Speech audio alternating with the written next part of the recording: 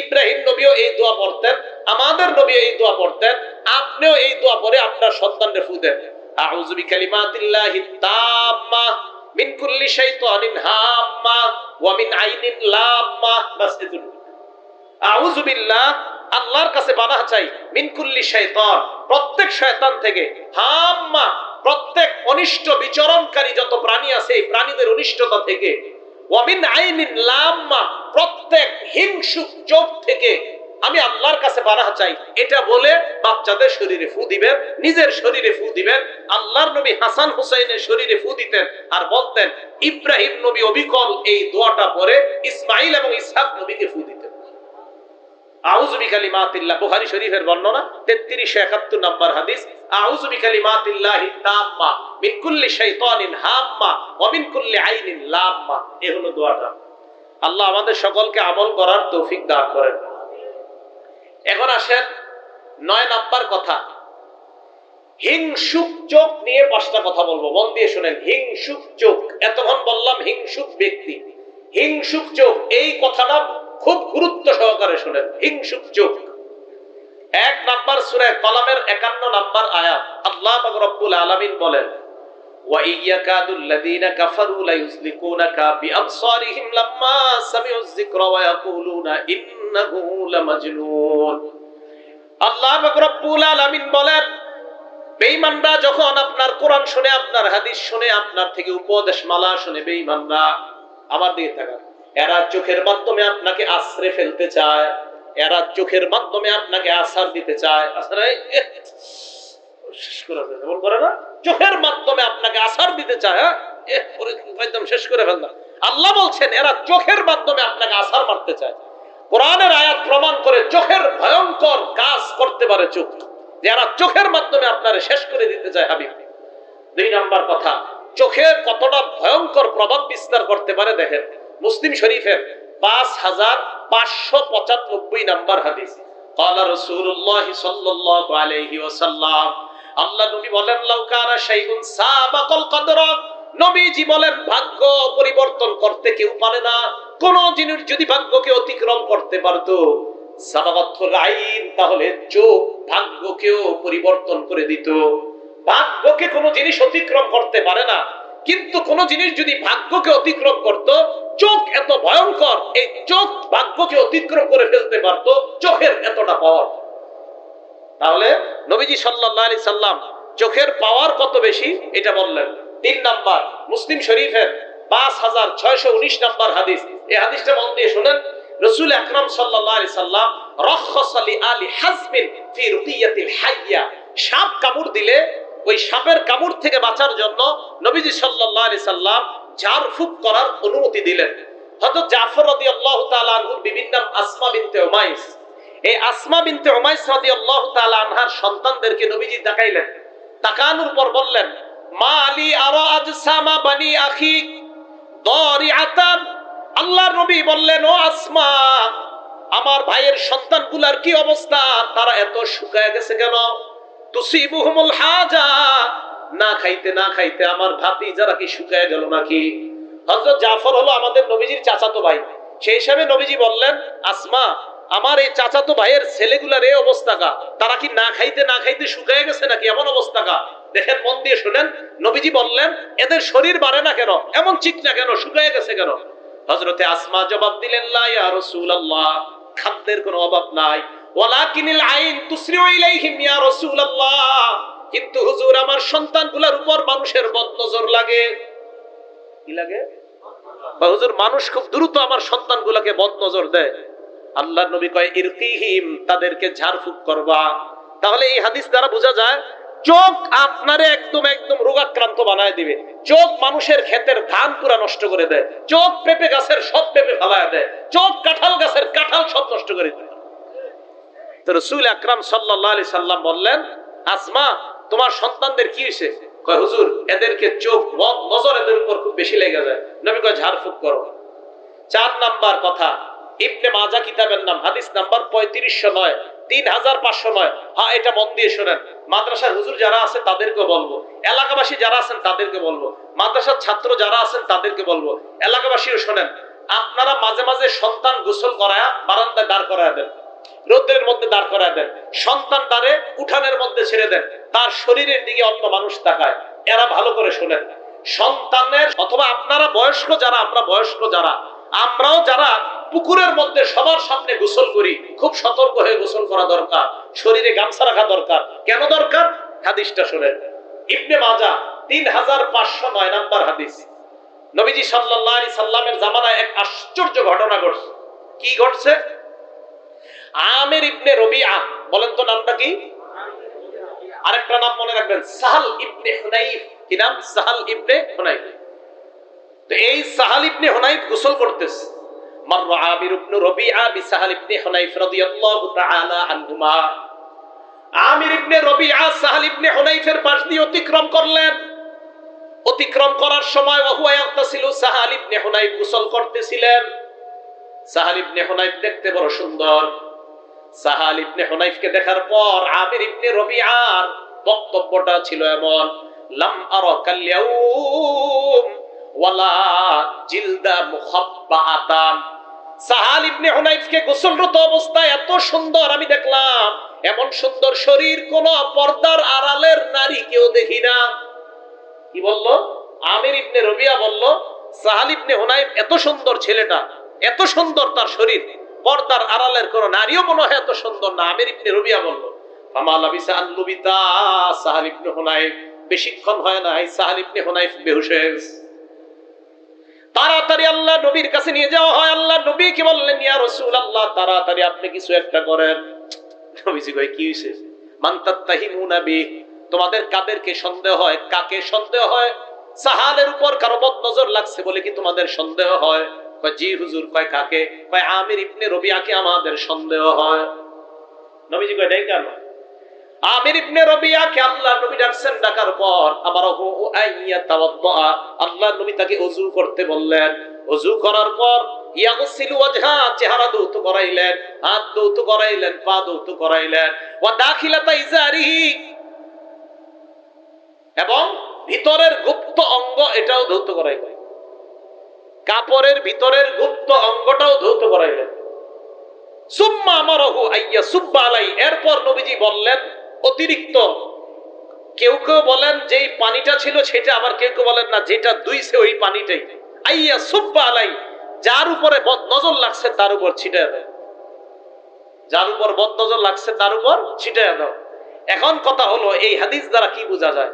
নবীজি সাল্লাল্লাহু আলাইহি সাল্লাম বলেন, শোনো তোমরা কি করো না করো মাঝে মাঝে তোমরা, দেখেন, আলামা ইয়াকতুলু আহাদুকুম, এই শব্দটা সারা জীবন মনে রাখবেন।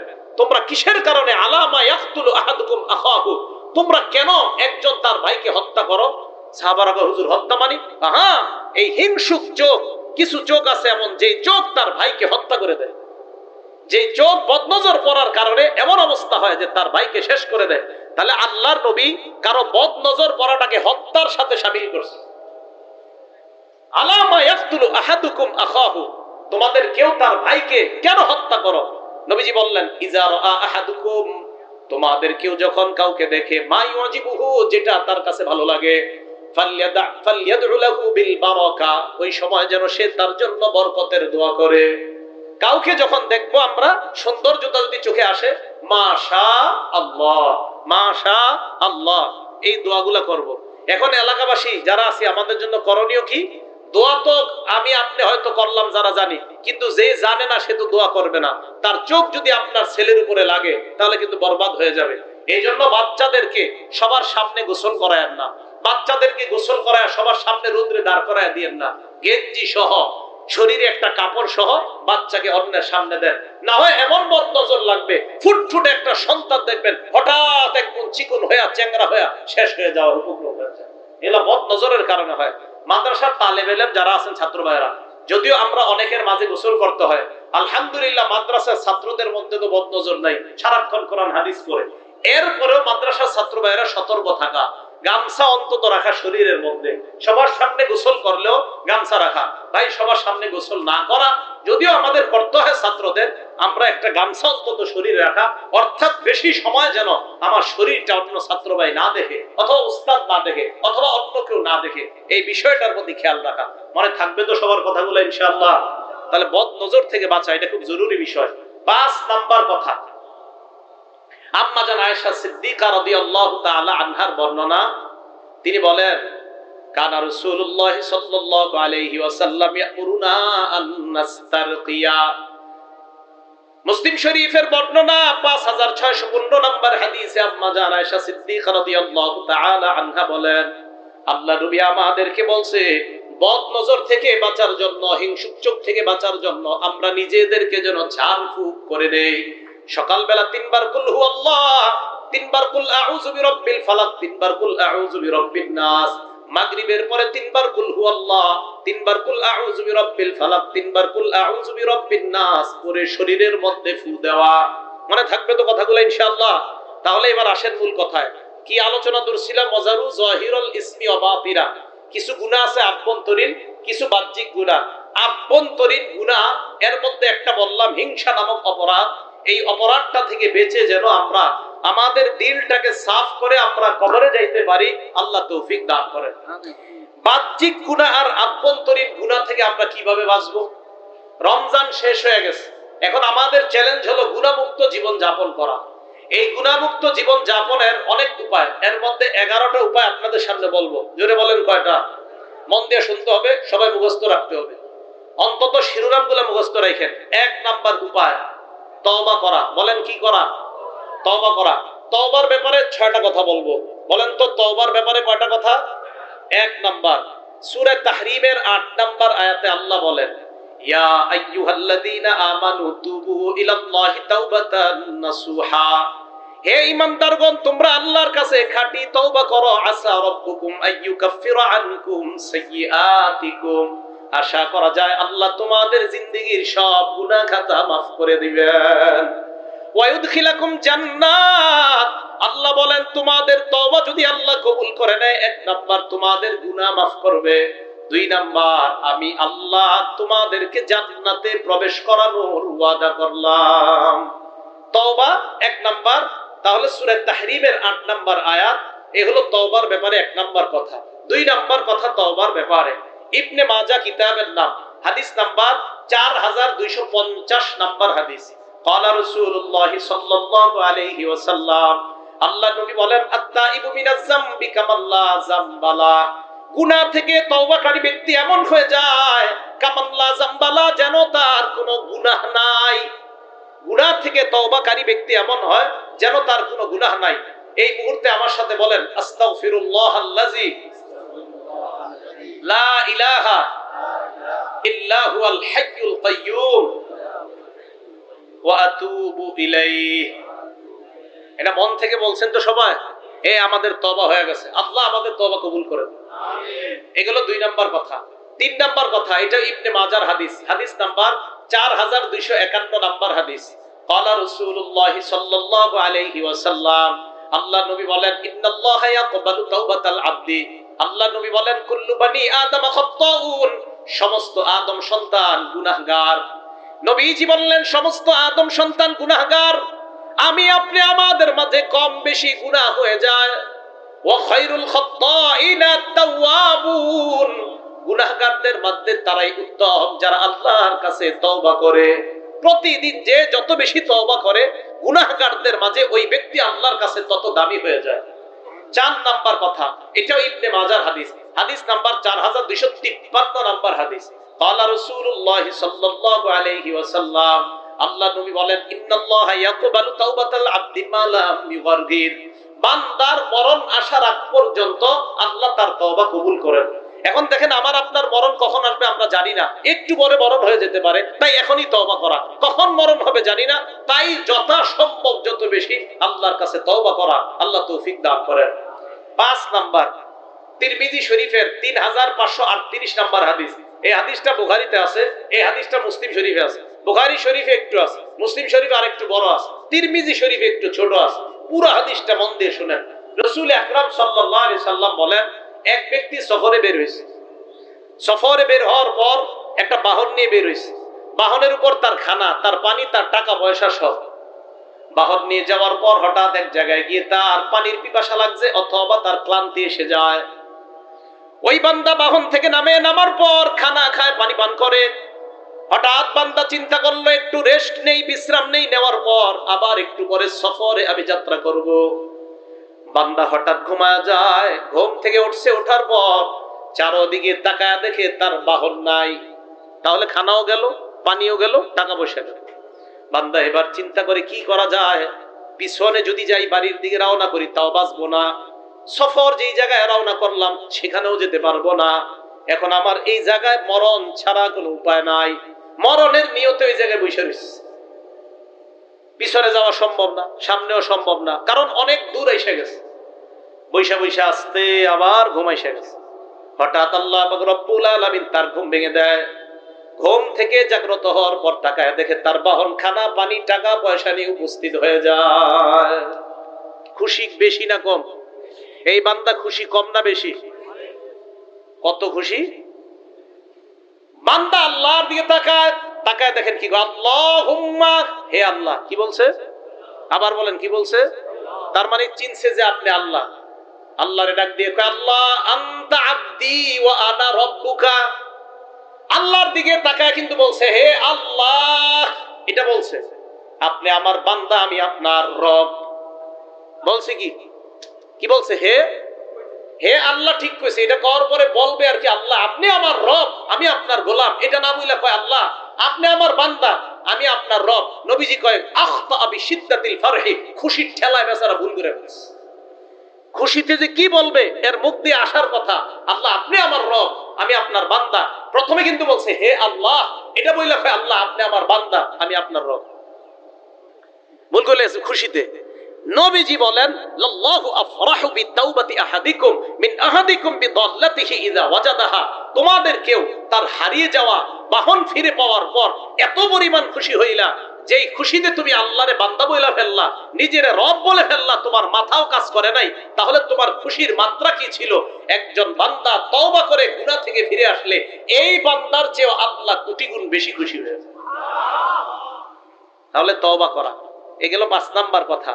6 নাম্বার, মুসলিম শরীফের 6882 নাম্বার হাদিস। ক্বালা রাসূলুল্লাহ সাল্লাল্লাহু আলাইহি ওয়াসাল্লাম, আল্লাহ নবী বলেন, ইন্নাল্লাহা ইয়াবসুতু ইয়াদাহু বিল-লাইলি লিয়াতুবা মুসিউন নাহার। আল্লাহ পাক রব্বুল আলামিন রাতের বেলা তার কুদরতি হাত প্রসারিত করে দেয় দিনের অপরাধীদেরকে ক্ষমা করার জন্য। ওয়া ইয়াবসুতু ইয়াদাহু বিন-নাহার লিয়াতুবা মুসিউল লাইল, রাতের অপরাধীদেরকে মাফ করার জন্য আল্লাহ দিনের বেলা তার ক্ষমার হাত প্রসারিত করে দেয়। 24 ঘন্টা আমাদের তওবা কবুল করার জন্য আল্লাহ পাক রব্বুল আলামিন তার ক্ষমার হাতকে প্রসারিত করে দেয়। ভাই বেশি বেশি তওবা করব আল্লাহর কাছে, রাজি আছেন ইনশাআল্লাহ? তাহলে আভ্যন্তরীণ গুনাহ, বাহ্যিক গুনাহ থেকে মাফ পাওয়ার 1 নাম্বার উপায় তওবা করা। 2 নাম্বার ইস্তেগফার পড়া। পড়েন আমার সাথে, আস্তাগফিরুল্লাহ আস্তাগফিরুল্লাহ। আমাদের নবীর আগে কোনো গুনাহ নাই, পরে কোনো গুনাহ নাই। নবীজি বলেন, আল্লাহি ইন্নী লা আস্তাগফিরুল্লাহ ওয়া আতুবু ইলাইহি ফিল ইয়াউমি আকসার মিন 70 মাররা। আল্লাহর নবী বলেন, যেই নবীর আগে পরে কোনো গুনাহ নাই, এই নবী কয় আমি প্রতিদিন আল্লাহর দরবারে 70 বারের বেশি আস্তাগফিরুল্লাহ এবং তওবা করি। কয়বারের বেশি? আপনাদের সুবহানাল্লাহর মিটারে বোঝা গেছে হুজুরের চেয়ে গুনাহ আমগো কম। বুঝেন নাই? নবী সাল্লাল্লাহু আলাইহি সাল্লাম প্রতিদিন কয়বারের বেশি তওবা করে আল্লাহর কাছে? তাহলে আমাদের কি পরিমাণ তওবা করা দরকার, কি পরিমাণ ইস্তেগফার পাঠ করা দরকার? হ্যাঁ, 500 বার নিয়মিত। রাজি আছেন ইনশাআল্লাহ? কয়বার? 500 বার পড়তে 5 মিনিটও লাগবে না, কিন্তু পড়বেন না। বাসে বৈশা খালি গল্প করবেন, চা স্টলের সামনে খালি গীবত শিকায়ত করবেন, জিকির করবেন না, ইস্তেগফার পাঠ করবেন না। কারণ আমাদের তো গুনাহ কম, এই জন্য ইস্তেগফার বেশি পাঠ করা দরকার নাই। ইস্তেগফার যত বেশি পড়বেন, মাদ্রাসার তালেবে ইলম ভাইরা সুযোগ পাইলে যদি দেখেন গল্প করতে মন চায়, ইস্তেগফার পড়বেন। ইস্তেগফার যেই ছাত্র যত বেশি পড়বে তার মেধা তত বেশি বাড়বে। কারণ ইস্তেগফার যে যত বেশি পড়ে তার গুনাহ তত বেশি ঝরে। ইস্তেগফার যে যত বেশি পড়ে তার গুনাহ তত বেশি ঝরে।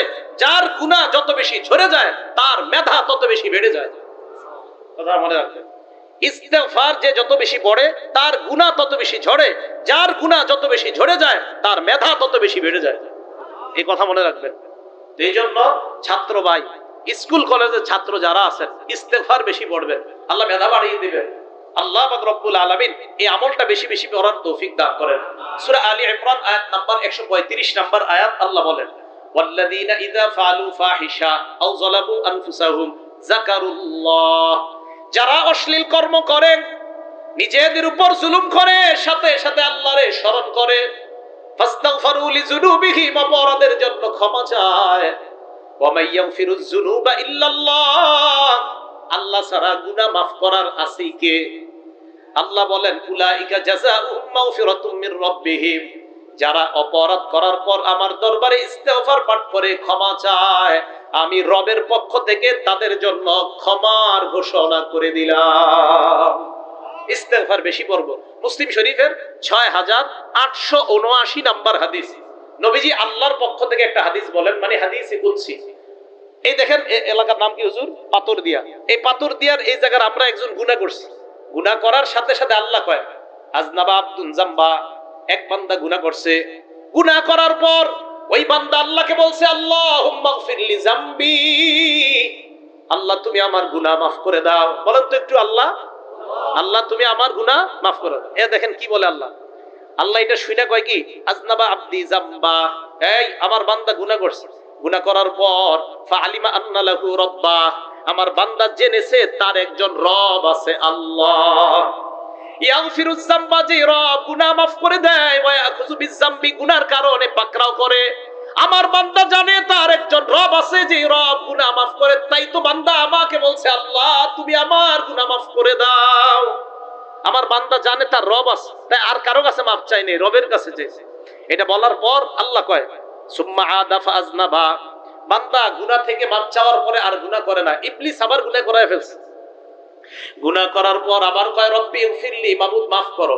আল্লাহ কয়, আলিমা আব্দি আন্না লাহু রাব্বা, আমার বান্দা জানে তার একজন রব আছে, ইয়াগফিরুয যামবা, গুনাহ মাফ করে দেয়, ওয়া ইয়াখুযু বিযামবি, গুনাহের কারণে পাকড়াও করে। তাই আমারে ডাক দিয়ে কইছে, আল্লাহ মাফ করো।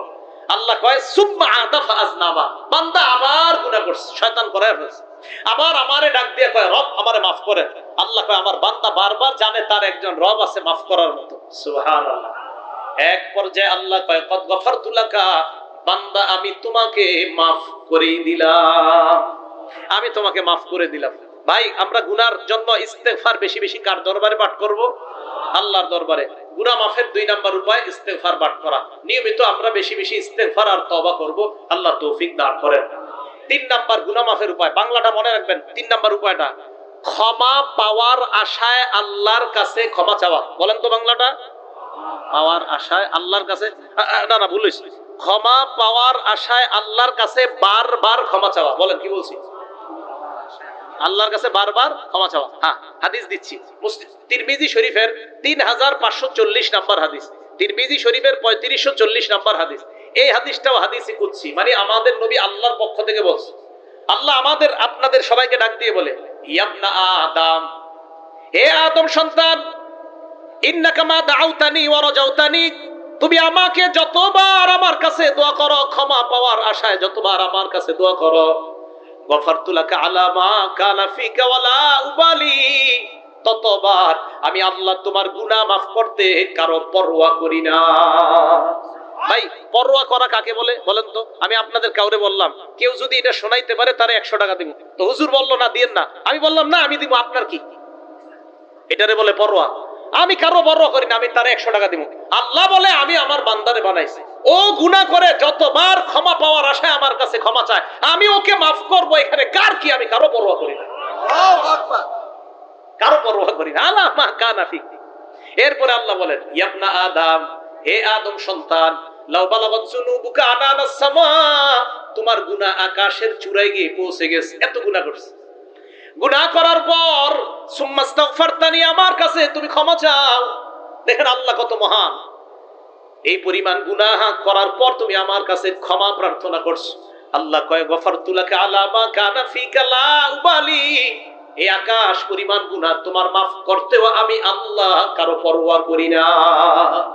ভাই, আল্লাহ আমাদেরকে মাফ করবে, আল্লাহ আমাদেরকে মাফ করবে, এজন্য বারবার কার কাছে ক্ষমা চাওয়া? আল্লাহ। এবার কি কয় দেখেন, ইয়াবনা আদম, হে আদম সন্তান, লাউ আতাইতানি বিকুরাবিল আরদি খাতায়া, জমিনের বালু পরিমাণ গুনাহ যদি নিয়ে আমার কাছে উপস্থিত হয়ে যাও, জমিন পরিমাণ গুনাহ নিয়ে আসো, লা আতাইতুকা বিকুরাবিল আরদি মাগফিরা, আমি আল্লাহ জমিন পরিমাণ ক্ষমা নিয়ে তোমার কাছে উপস্থিত হয়ে যাই। 3 নাম্বার গেল, মন দিয়ে শুনেন। 1 নাম্বার তওবা করা, 2 নাম্বার ইস্তেগফার পড়া, 3 নাম্বার ক্ষমা পাওয়ার আশায় বারবার ক্ষমা চাওয়া, 4 নাম্বার নবীজির আনুগত্য করা। বলেন কার আনুগত্য করা? দেখেন কি বলে আল্লাহ কয় তোমরা যদি আমারে ভালোবাসো, আমরা আল্লাহরে ভালোবাসি। সবাই বলেন আমরা আল্লাহরে ভালোবাসি। আল্লাহ কয় তোমরা আমারে ভালোবাসো, আমরা বললাম হ্যাঁ। আল্লাহ বলেন তোমরা যদি আমারে ভালোবাসো, আমার নবীর আনুগত্য করো, আমি তোমাদেরকে ভালোবাসবো।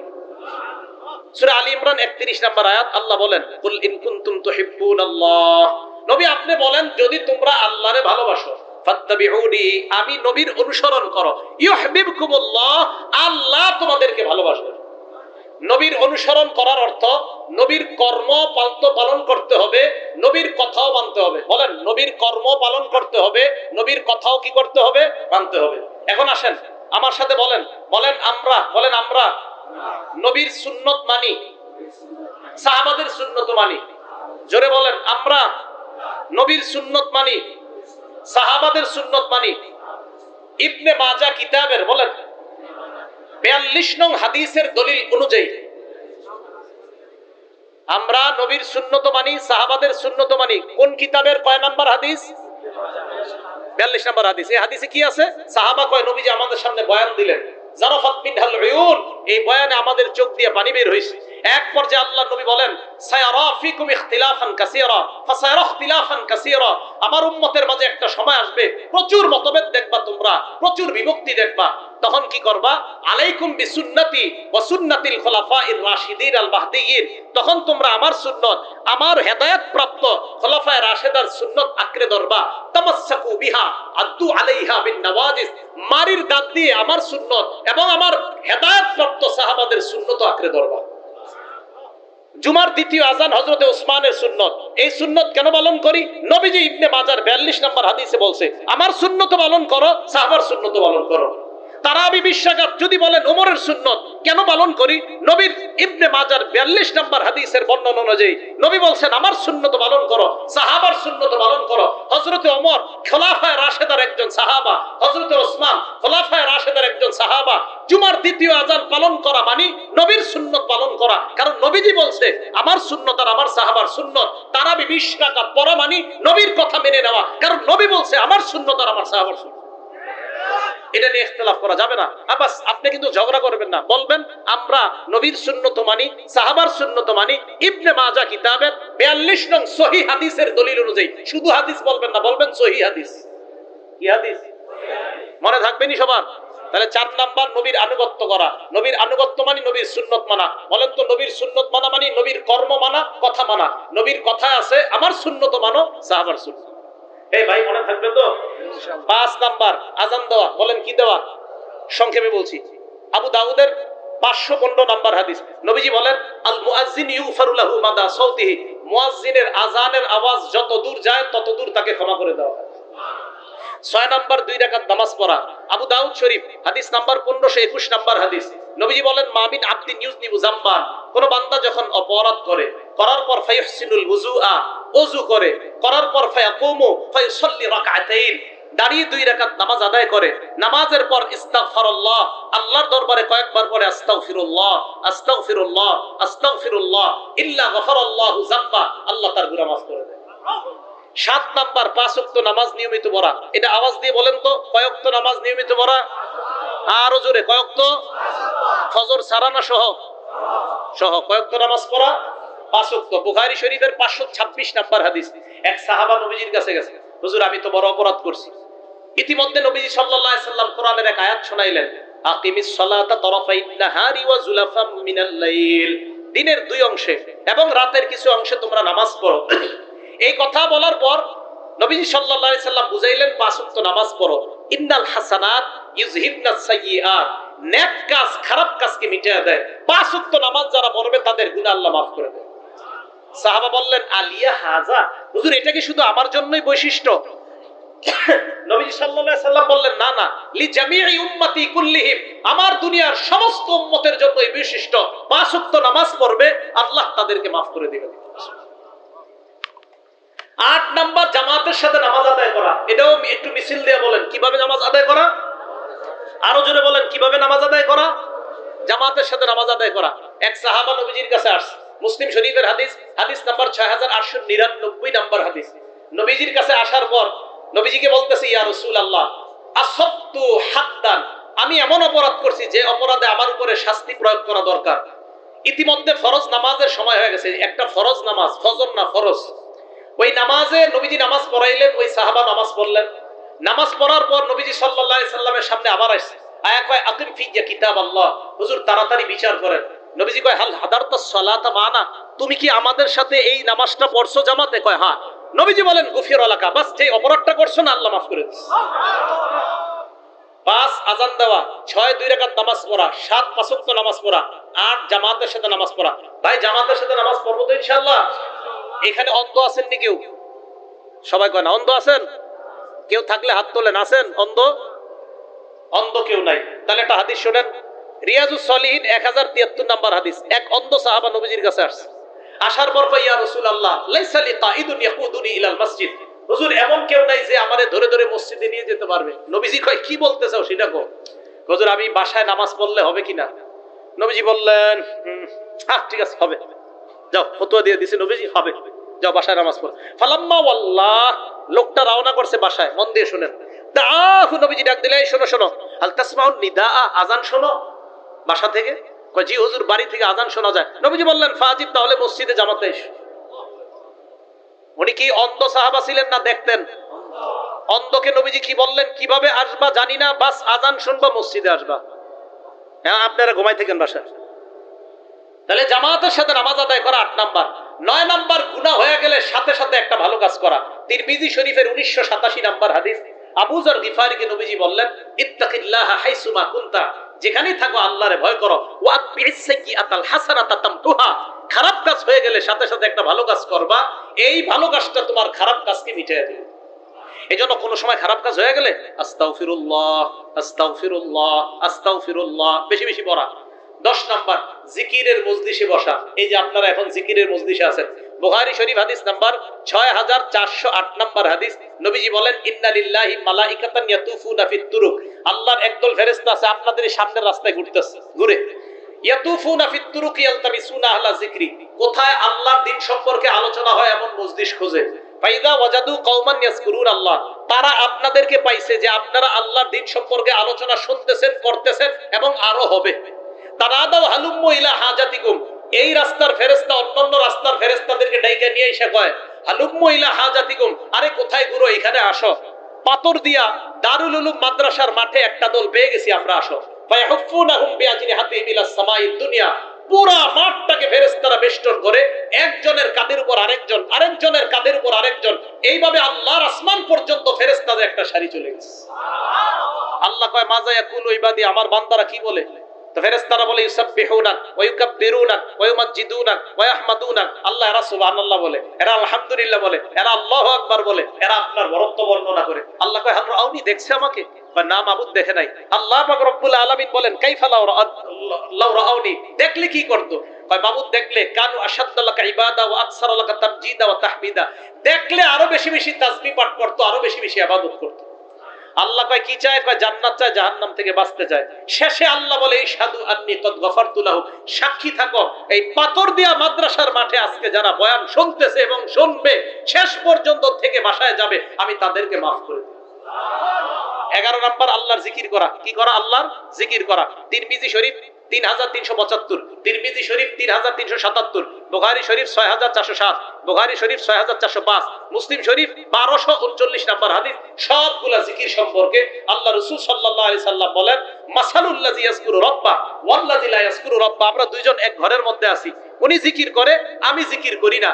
ওনাকে আল্লাহ রাসূল বললেন মাসালুল হাইয়্যি ওয়াল মাইয়িত, উনি জীবিত ব্যক্তির মতো, আমি মরা ব্যক্তির মতো। নবীজি সাল্লাল্লাহু আলাইহি সাল্লাম বলেন মান ক্বালা ফিল ইয়াউম সুবহানাল্লাহ ওয়া বিহামদি মিআত মাররা, একটু বলেন সুবহানাল্লাহ ওয়া বিহামদি। ডেইলি 100 বার যারা পড়বে, বুখারী শরীফের বর্ণনা 6405 নাম্বার এবং 6407 নাম্বার হাদিসে আসে, কোন ব্যক্তি যদি নিয়মিত সুবহানাল্লাহি ওয়া বিহামদি এতটুকু পড়ে, সুবহানাল্লাহি ওয়া বিহামদি বাস এতটুকু যদি কোন ব্যক্তি পড়ে 100 বার ডেইলি, হুত্তাত খাতায়াহু ওয়া ইন কানাত মিসলা জাবাদিল বাহরি, তার জিন্দেগীর সমুদ্র পরিমাণ ফেনা পরিমাণ গুনাহ আল্লাহ মাফ করে দিবেন। ভাই মনে থাকবে তো ইনশাআল্লাহ?